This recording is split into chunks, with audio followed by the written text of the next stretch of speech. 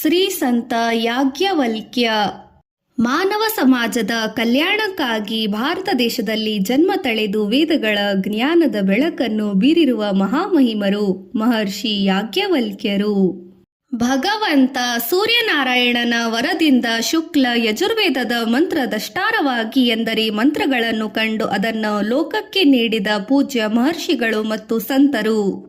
ಬ್ರಹ್ಮರಾತಾರ ತಪಸ್ಸು ಫಲಿಸಿತು. ಯಾಜ್ಞವಲ್ಕ್ಯರ ತಂದೆ ಬ್ರಹ್ಮರಾತ ಋಷಿ, ತಾಯಿ ಸುನಂದಾದೇವಿ. ಬ್ರಹ್ಮರಾತರು ಯಜ್ಞ ಯಾಗ ಮೊದಲಾದವುಗಳಲ್ಲಿ ಅತ್ಯಂತ ನಿಷ್ಠೆಯುಳ್ಳವರು, ಆಚರಣಾಶೀಲರಾದ ಮಹಾಪಂಡಿತರು ಮತ್ತು ಸಂತರು. ಮನೆಯಲ್ಲಿ ಯಾವಾಗಲೂ ಯಜ್ಞದ ಮೂಲಕ ಯಜ್ಞೇಶ್ವರನನ್ನು ಎಂದರೆ ಅಗ್ನಿದೇವನನ್ನು ಪೂಜಿಸುತ್ತಿದ್ದರು. ಇದಕ್ಕಾಗಿ ಅವರಿಗೆ ಯಜ್ಞವಲ್ಕ ದೇವರಾದ ಎಂದು ಹೆಸರು ಅವರಿಗಿತ್ತು.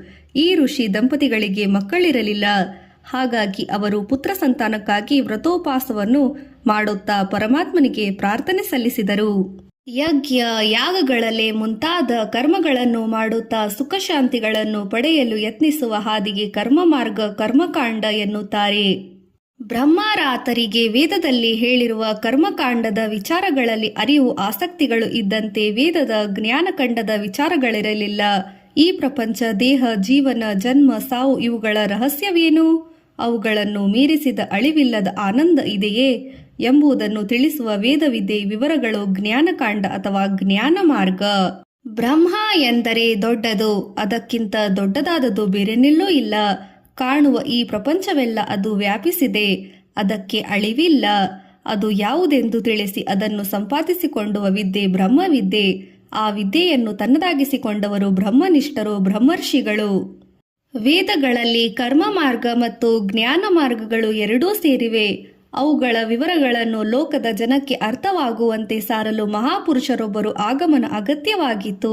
ಆಗಲೇ ಬ್ರಹ್ಮರಾತರು ಮಗ ಬೇಕು ಎಂದು ತಪಸ್ಸು ಮಾಡಿದರು. ಅವರ ತಪಸ್ಸು ಫಲಿಸಿತು. ಕಾರ್ತಿಕ ಶುದ್ಧ ಸಪ್ತಮಿಯ ದಿನದಂದು ಶುಭ ಮುಹೂರ್ತದಲ್ಲಿ ಮುದ್ದು ಗಂಡು ಮಗು ಹುಟ್ಟಿತು. ಯಜ್ಞ ಯಾಗಾದಿಗಳ ಮೂಲಕ ಯಜ್ಞೇಶ್ವರನನ್ನು ಆರಾಧಿಸುತ್ತಿದ್ದ ಬ್ರಹ್ಮರಾತರಿಗೆ ಹುಟ್ಟಿದ ಗಂಡು ಶಿಶು ಯಜ್ಞೇಶ್ವರನಂತೆ ದಿವ್ಯ ತೇಜಸ್ಸಿನಿಂದ ಕೂಡಿತ್ತು. ಮಗುವಿಗೆ ಯಾಜ್ಞವಲ್ಕ್ಯ ಎಂದು ಹೆಸರಿಟ್ಟರು.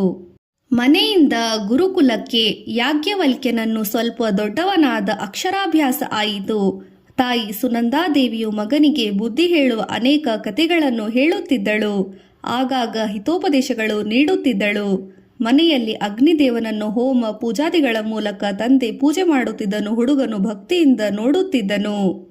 ತಂದೆ ತಾಯಿಯರಂತೆ ತಾನೂ ಭಕ್ತಿಯಿಂದ ಯಜ್ಞೇಶ್ವರನಿಗೆ ನಮಿಸುತ್ತಿದ್ದನು.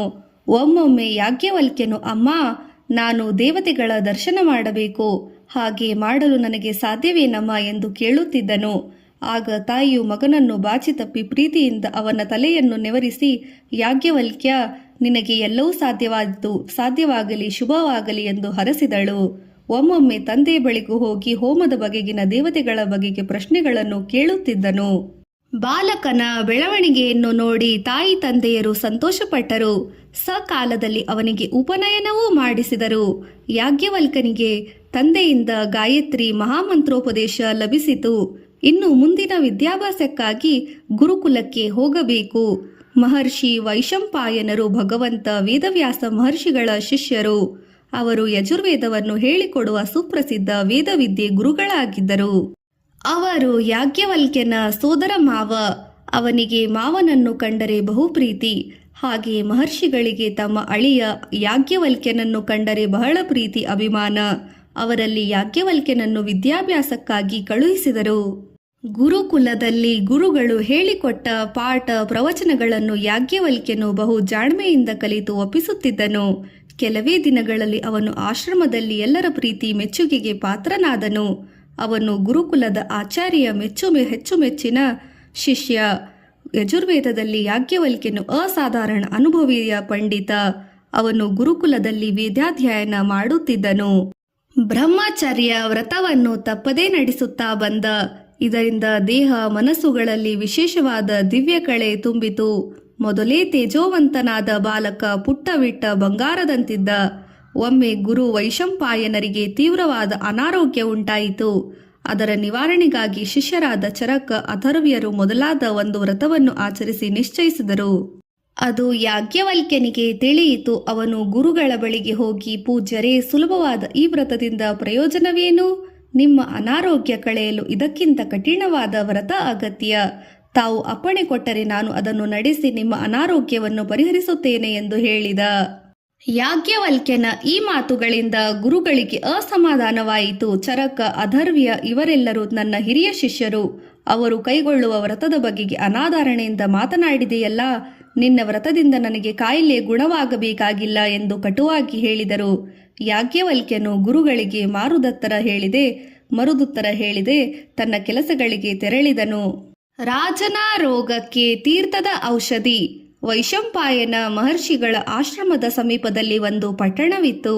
ಅದರ ಹೆಸರು ವರ್ಧಮಾನಪುರ. ಸುಪ್ರಿಯ ಎಂಬುವನು ಅಲ್ಲಿಯ ರಾಜನಾಗಿದ್ದನು. ವೈಶಂಪಾಯನರು ಸುಪ್ರಿಯನ ಗುರು, ರಾಜ ಪುರೋಹಿತರು. ರಾಜನು ತನ್ನ ಕೆಟ್ಟ ಜೀವನದಲ್ಲಿ ಒಮ್ಮೆ ತೀವ್ರವಾದ ರೋಗಕ್ಕೆ ತುತ್ತಾದನು. ಅನೇಕ ವೈದ್ಯರು ವಿಧವಿಧವಾಗಿ ಚಿಕಿತ್ಸೆ ನಡೆಸಿದರು. ಅದರಿಂದ ಪ್ರಯೋಜನವೇನೂ ಆಗಲಿಲ್ಲ. ಕೊನೆಗೆ ರಾಜನು ವೈಶಂಪಾಯನರ ಬಳಿ ಬಂದು ತನ್ನ ರೋಗದ ನಿವಾರಣೆಗಾಗಿ ಹಾದಿತೋರಿ ನೀಡಬೇಕೆಂದು ಬೇಡಿಕೊಂಡನು. ಅವರು ಆಶ್ರಮದಲ್ಲಿ ವಿಧಿ ಪ್ರಕಾರವಾಗಿ ಹೋಮ, ಜಪ, ಪ್ರಾರ್ಥನೆ ಇತ್ಯಾದಿಗಳನ್ನು ನಡೆಸಿ ಪ್ರಸಾದ ರೂಪವಾಗಿ ತೀರ್ಥವನ್ನು ಪ್ರತಿದಿನ ರಾಜನಿಗೆ ಕಳುಹಿಸಿಕೊಡಲು ತೊಡಗಿದರು. ಕೆಲವು ದಿನಗಳು ಕಳೆದವು. ರಾಜನ ರೋಗ ಅಲ್ಪ ಸ್ವಲ್ಪ ಗುಣವಾಯಿತು. ರಾಜನಿಗೆ ಗುರುಗಳು ಕಳಿಸಿಕೊಡುತ್ತಿದ್ದ ತೀರ್ಥದಲ್ಲಿ ನಂಬಿಕೆ ಮೂಡಲಿಲ್ಲ. ಆಚಾರ್ಯರ ಶಿಷ್ಯರು ಪ್ರತಿದಿನ ಅರಮನೆಗೆ ತಂದುಕೊಡುತ್ತಿದ್ದ ಮಂತ್ರೋದಕವನ್ನು ರಾಜನು ಅರ್ಧ ಮನಸ್ಸಿನಿಂದ ತೆಗೆದುಕೊಳ್ಳುತ್ತಿದ್ದನು. ಒಂದು ದಿನ ಅರಮನೆಗೆ ತೀರ್ಥವನ್ನು ಕೊಂಡೊಯ್ಯುವ ಸರದಿ ಯಾಜ್ಞವಲ್ಕ್ಯನದಾಗಿತ್ತು. ಹೀಗೆ ಯಾಜ್ಞವಲ್ಕ್ಯರು ಅರಮನೆಗೆ ಹೋಗಿ ರಾಜನಿಗೆ ತೀರ್ಥ ಪ್ರಸಾದವನ್ನು ಕೊಡಲು ಮುಂದಾದರು. ಆಗ ಅರಸನು ಅವನನ್ನು ತುಂಬ ಅಸಡ್ಡೆಯಿಂದ ಕಂಡನು. ತೀರ್ಥವನ್ನು ತೆಗೆದುಕೊಳ್ಳುವ ಉತ್ಸಾಹವನ್ನೇ ತೋರಿಸಲಿಲ್ಲ. ಯಾಜ್ಞವಲ್ಕ್ಯನಿಗೆ ಅಸಮಾಧಾನವಾಯಿತು. ಅವನು, ನಿಮಗೆ ತೀರ್ಥ ಪ್ರಸಾದಗಳಲ್ಲಿ ಭಕ್ತಿ ಶ್ರದ್ಧೆ ಇಲ್ಲವೇನಾದರೆ ನಾವೇಕೆ ಅಷ್ಟು ದೂರದ ಆಶ್ರಮದಿಂದ ಅವನಿಲ್ಲಿಗೆ ಪ್ರತಿದಿನ ತರಬೇಕು ಎಂದು ರಾಜನನ್ನು ಪ್ರಶ್ನಿಸಿದ. ತೀರ್ಥ ಪ್ರಸಾದಕ್ಕೆ ಅಷ್ಟೊಂದು ಮಹತ್ವ ಇದೆಯೇ ಎಂದಾದರೆ ಅದನ್ನು ತೋರಿಸಬಹುದು ಎಂದು ರಾಜ ದರ್ಪದಿಂದ ಯಾಜ್ಞವಲ್ಕ್ಯನನ್ನು ಮರುಮಾತನಾಡಿದ. ಆ ಕ್ಷಣದಲ್ಲೇ ಮಂತ್ರೋಚ್ಚಾರಣೆ ಮಾಡಿ ಅಲ್ಲಿದ್ದ ಮರದ ಕಂಬಗಳ ಮೇಲೆ ತೀರ್ಥವನ್ನು ಪ್ರೋಕ್ಷಣೆ ಮಾಡಿದನು. ಏನಾಶ್ಚರ್ಯ! ಯಾಜ್ಞವಲ್ಕ್ಯನು ಹಿಂತಿರುಗಿ ನೋಡದೆ ಅಲ್ಲಿಂದ ನೇರವಾಗಿ ತನ್ನ ಗುರುಗಳ ಆಶ್ರಮಕ್ಕೆ ಬಂದನು. ಅಷ್ಟರಲ್ಲಿ ಆ ಕಡೆ ಅರಮನೆಯಲ್ಲಿ ಒಣಕಂಬಗಳು ತೀರ್ಥದ ಪ್ರಭಾವದಿಂದ ಚಿಗುರಿ ನಿಂತವು.